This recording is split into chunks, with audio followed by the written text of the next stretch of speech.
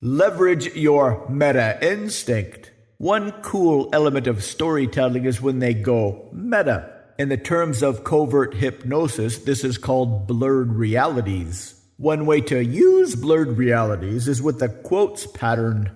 You tell a story about a couple of guys. One guy is talking to the other guy and says something silly. But when you quote the guy saying the silly thing, you look directly at your friend or the audience.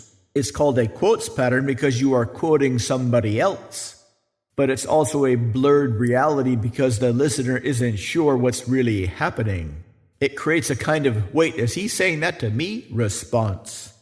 A movie a few years ago did this and got the Oscar. Right off the bat, the whole thing was blurred reality. The movie was about a washed-up actor who used to play a superhero called Birdman. But the main character was played by a maybe washed-up actor that used to play a superhero called Batman. There were tons of blurred realities throughout the movie. The Coen brothers make plenty of movies that use this technique via the story within a story. Consider that this ability of us humans to go meta is a very powerful and underappreciated skill. It probably started way back in the day, long before we were humans. Back when we became nomads. Every other animal is pretty constrained to a certain area. They look for a narrow range of food and they have a pretty narrow range of predators.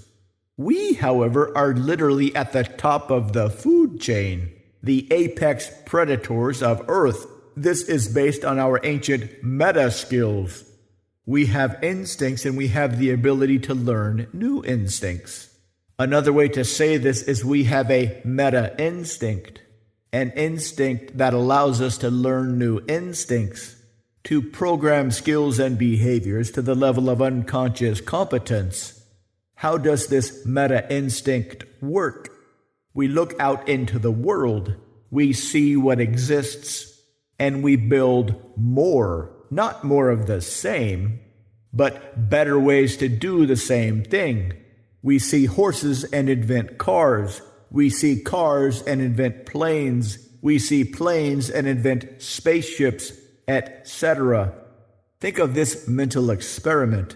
Take a baby born today and put him or her 1,000 years into the future. What will they do? They'll grow up in all that future technology stuff we can't even conceive of today. And they'll create more. The same brains that exist today will be soaking up what's around them and create better versions of whatever they see. The real question is, why do we do this?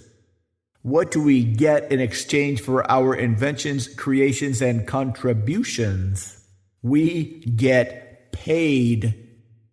To learn more, visit mindpersuasion.com/prosperity mindset.